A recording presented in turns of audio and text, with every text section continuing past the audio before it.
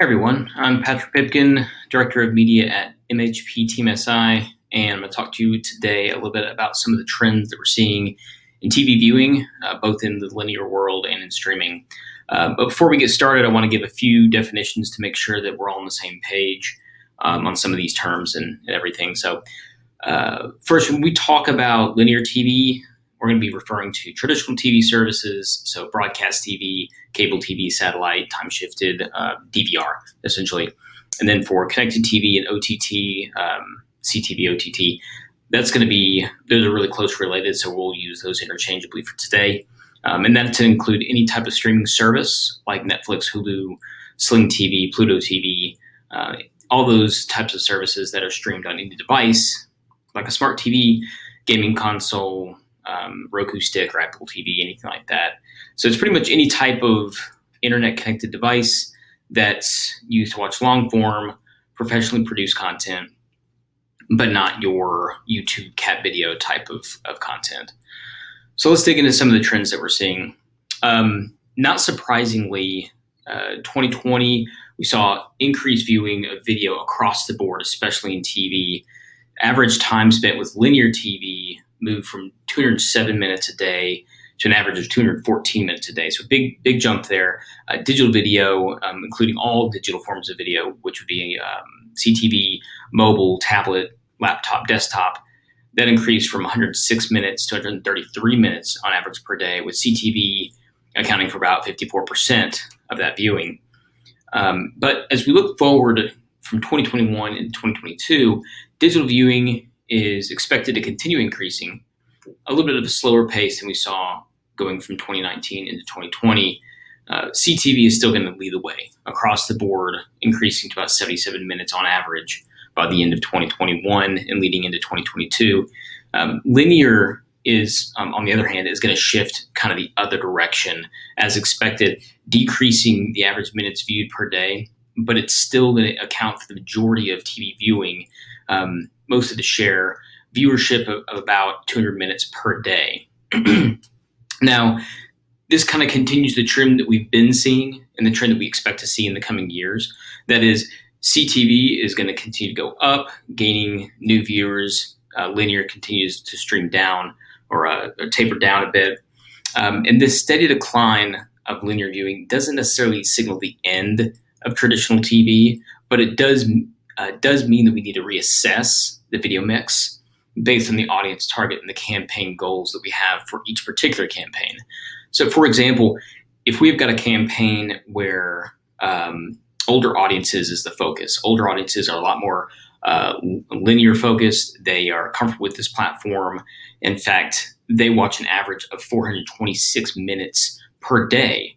That would be a good mix for an older audience. But if we're targeting a younger audience, specifically around the 18 to 25 audience, those lean a lot more heavily toward digital viewing, including CTV, considering they kind of grew up around this. They never really had the cord, so to speak.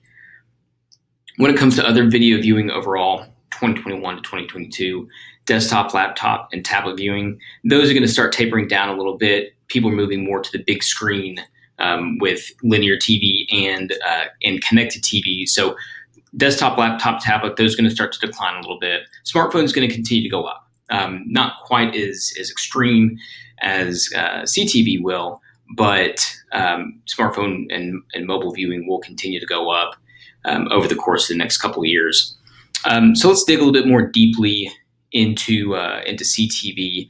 CTV includes both ad-free subscription platforms like your Netflix and your Disney Plus, and also your ad-supported streaming services like Pluto TV, Tubi, Sling TV, Crackle, things like that you can get for free.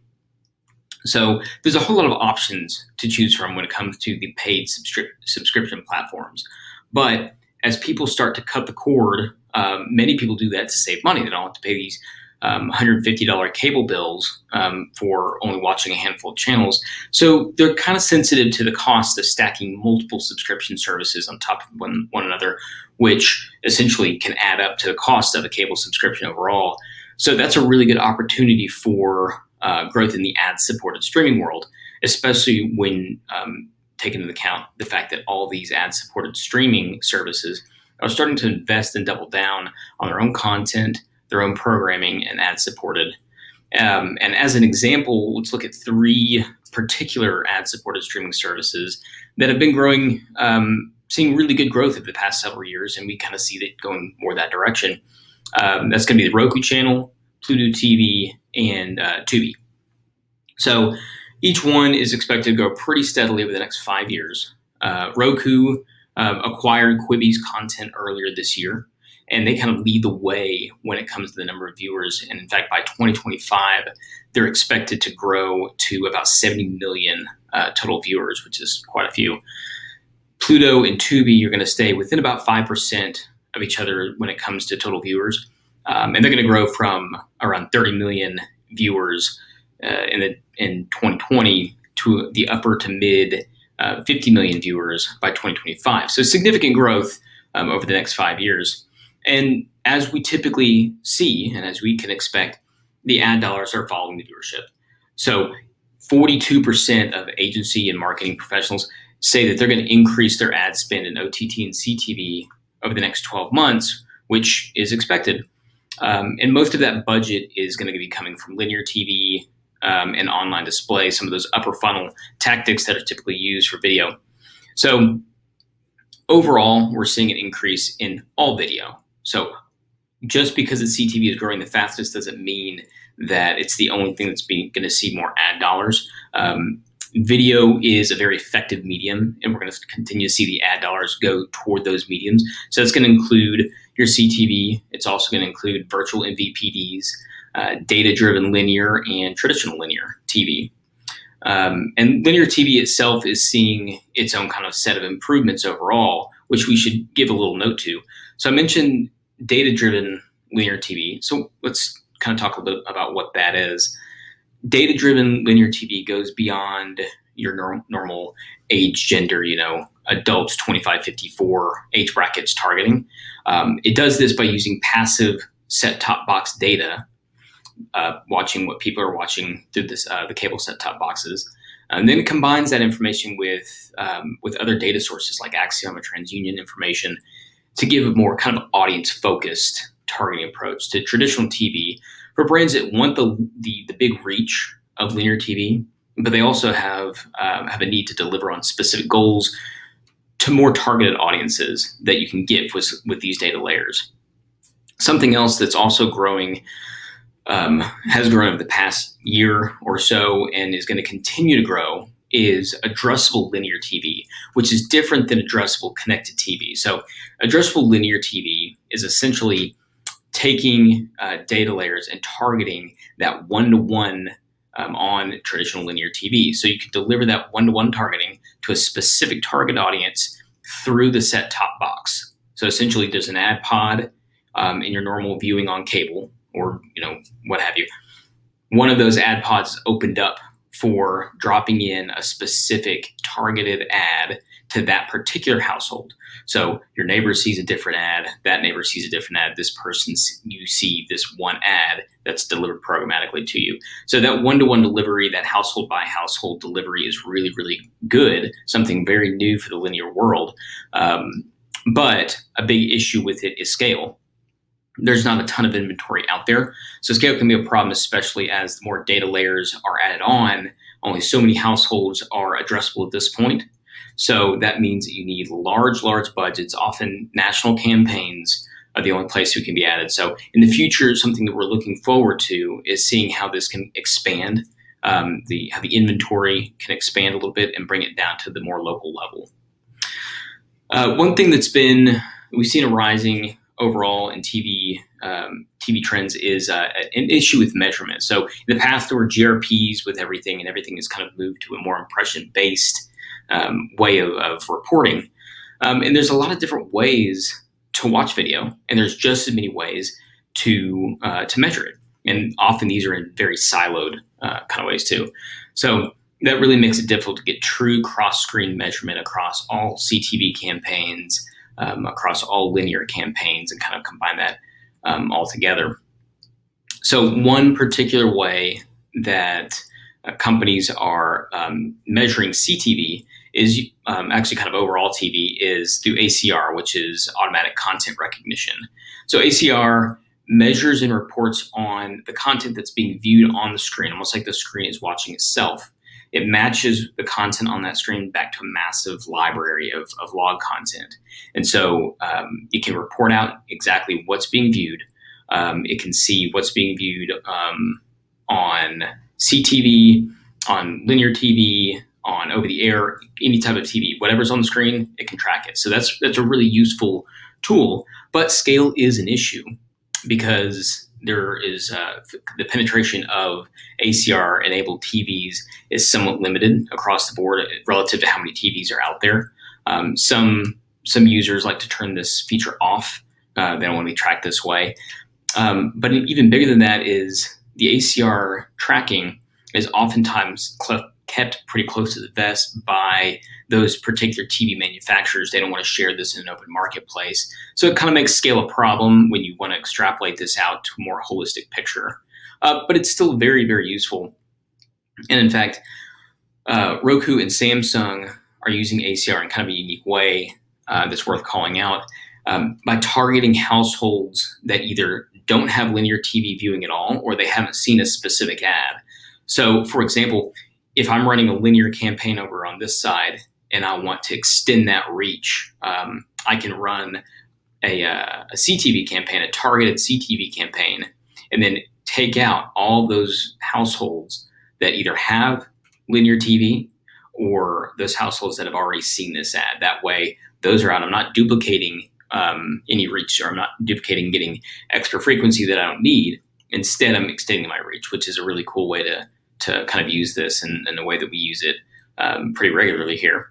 Another way of kind of measuring overall TV viewership is by collecting that set-top box data for linear viewing. So there's a lot of good information that's in the set-top box, and it has much, much larger scale than ACR data does. But the big problem with set-top box data is it doesn't measure over the air and it doesn't measure CTV. So again, it's a fragmented picture of the overall TV viewing. So the key is going to be to integrate both sides. We got to figure out a way to integrate both sides of these measurement types and how to track everything together and not keep everything in these silos. So true cross-screen measurement is something the industry is still grappling with, but companies are constantly working on ways to share data and combine the measurement types to get that holistic picture that we look for. Okay, so I've kind of run through a few different things. So to kind of summarize everything, a few trends that we want to call out and make sure that we highlight. First off, CTV and streaming viewing is going to continue to grow at a constant and rapid pace. So we're watching that constantly. Mass scale is a little bit of an issue right now, but CTV isn't going nowhere. It's going to continue to grow, which makes it a really important part of the marketing mix, whether that be as its own lead media or a way to extend reach as kind of a support media there, depending upon which audience we're going after and the goals of the campaign. Also worth calling out is that linear TV is going to continue to decline, but it's not dead. It still has its place in campaigns. In fact, more people watch linear TV now than both subscription and ad-supported streaming combined. So with the growth of that combined with the growth of advanced targeting, it makes linear TV a really good fit for a lot of brands that need that reach, but also need to target a little bit more specifically. What's really, really important is going to be a holistic video strategy. We can't operate in these silos. We need to figure out a way to combine all of these different media types, especially the video types that we use. And for large campaigns, it's rare that a brand can rely on just one video type. We need to consider all the video types and strike that balance between linear TV, connected TV, short form video, social, and make sure that we're having the best impact and the best reach that we can across the board, again, based off of those objectives for that specific campaign. Fourth, age is really important. Age matters. So we need to make sure that the viewing habits are going to swing really widely across the board. So we need a video mix that's going to follow that. If we're targeting a really old audience, we need to make sure that our video has that heavy linear side. for right now. And if we're targeting a very young audience, probably shift a little bit more toward that CTV and that digital video style of targeting. And then finally, really most importantly, the video industry overall is constantly changing. We need to assess, we need to reassess, we need to optimize all the time, because the things we're going through today, they could change tomorrow, they could change in a month, they will change in a month, they will change in a year. So constantly being plugged in and knowing what's going on in the marketplace and all the new things that are coming out is really, really important. So that pretty much wraps up a few of the trends that we're seeing in TV overall. Feel free to reach out to me if anybody has any questions. If anybody wants to just hop on a call and dig a little deeper onto these topics, I'm happy to do that. Thanks.